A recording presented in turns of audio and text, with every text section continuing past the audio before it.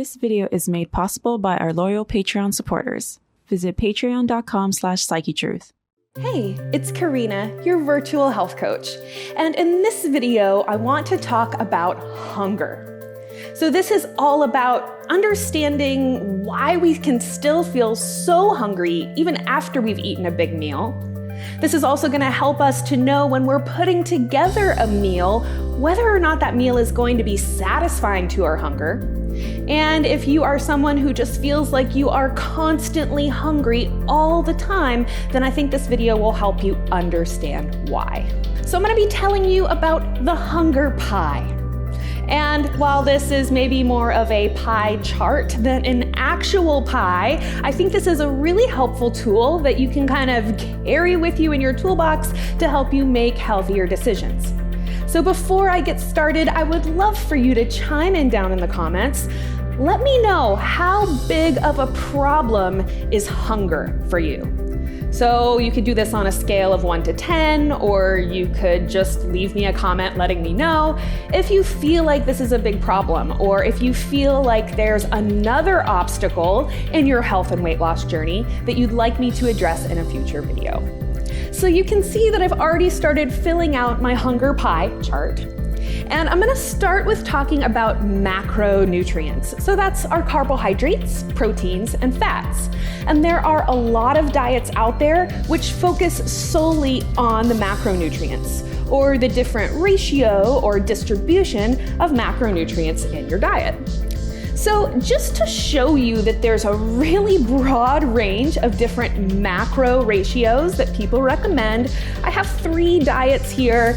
These are just kind of loose percentages for each one, but it really helps to highlight the differences between these diets. So a few years ago, the high-carb vegan diet was extremely popular, and that is a diet which is about 80% carbohydrates, primarily from vegetables and fruits rather than from processed foods, with only 10% protein and 10% fat. Typically, this works well for people who are extremely active, so they have a really high calorie count they're burning every day.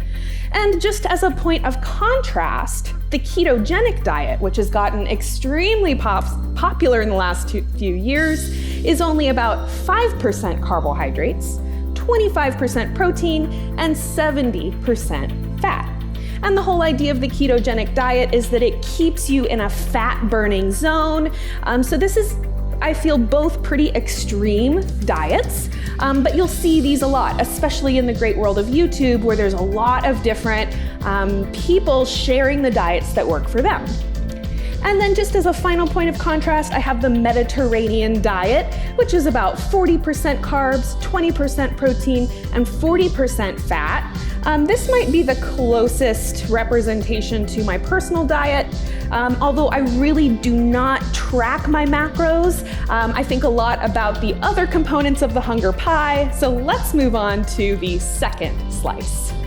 The second piece of our hunger pie is the micronutrients. They may be small, but they are not insignificant. So these are our vitamins and our minerals.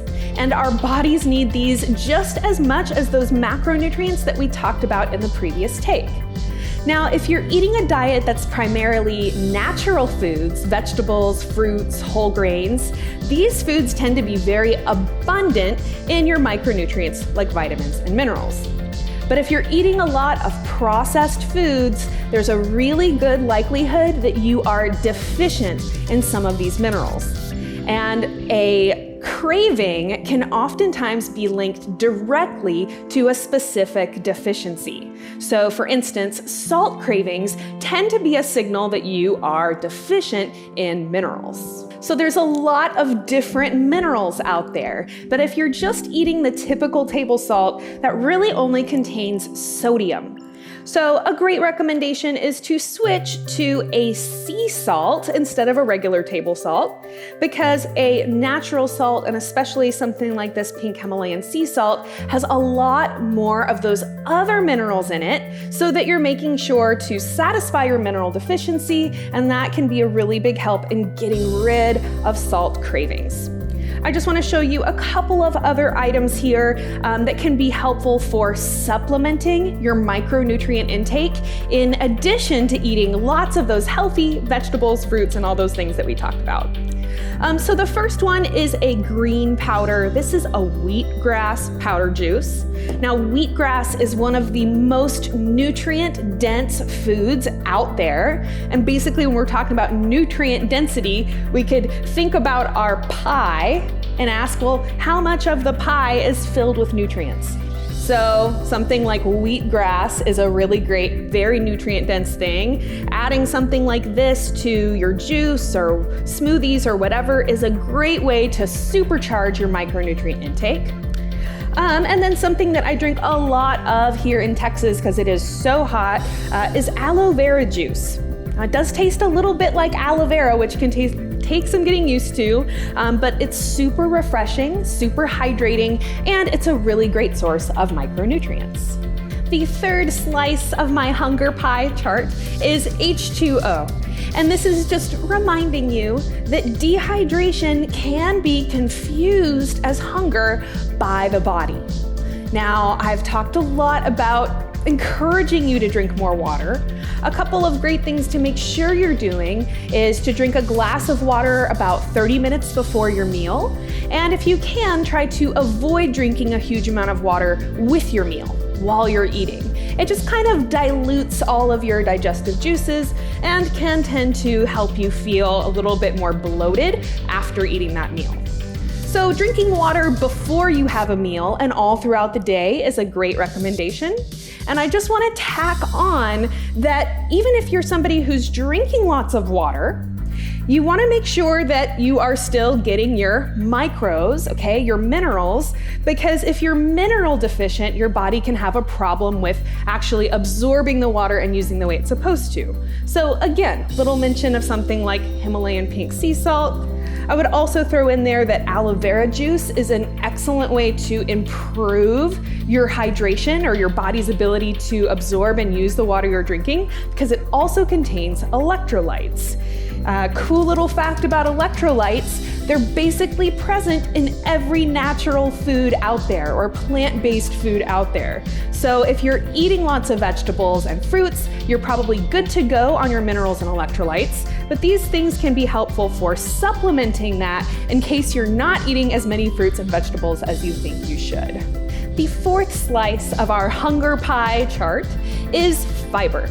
And I kind of was debating whether or not this should really be its own slice because most of the time our macronutrient sources are also going to provide us with plenty of fiber. However, if you're eating processed foods, junk foods, and even most of the foods that are served in restaurants, unfortunately, fiber may not be present in the amounts that we need it. So if you remember a few videos back, I did a video all about foods that are designed to make us overeat.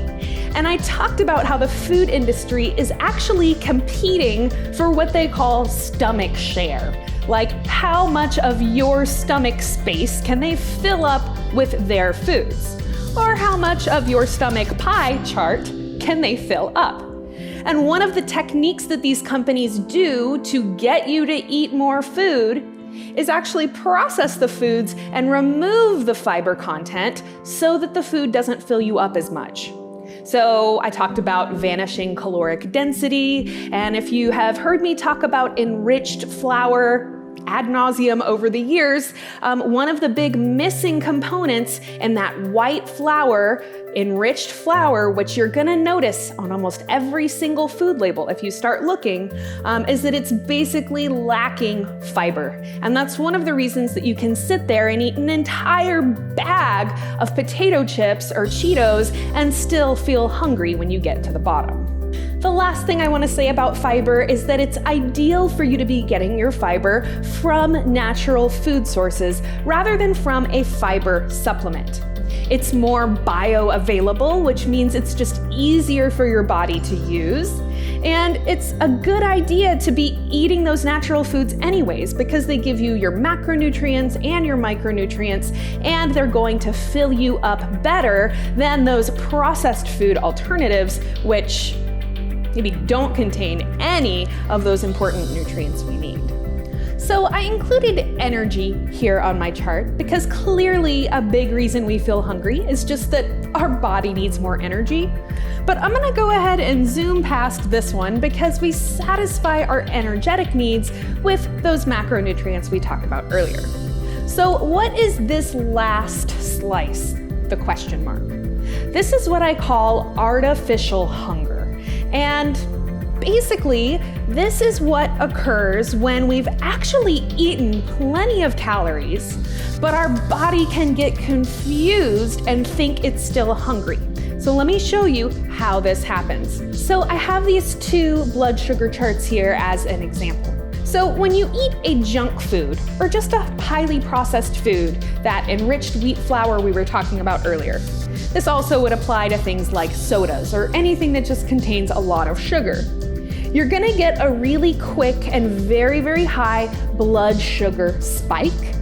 When that happens, your body panics and it releases a lot of insulin.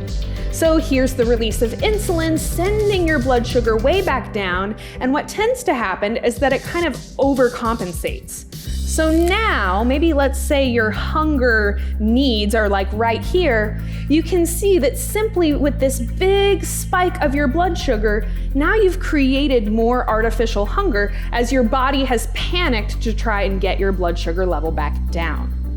So to compare that with natural foods, okay, so this is any type of natural thing you're eating, non-processed foods, you're gonna have a much more slow and steady blood sugar spike that doesn't go up nearly as high, right? So the things that slow down the blood sugar spike would be fiber, which is another reason that I had it kind of pieced out as its own slice of pie up here. And then the other macronutrients like protein and fat can also be really effective for just slowing down how quickly your body breaks down that food and elevates your blood sugar level. So that's really it for my hunger pie chart, and I hope that this has been helpful to you in maybe determining why you feel hungry all the time. It's also great to have as a tool when you're assessing a meal or putting together a meal to kind of go through this little checklist and determine whether or not that meal is going to be satisfying or not. It's also an easy way to know maybe what you need to add to a meal to make it a little bit more satisfying.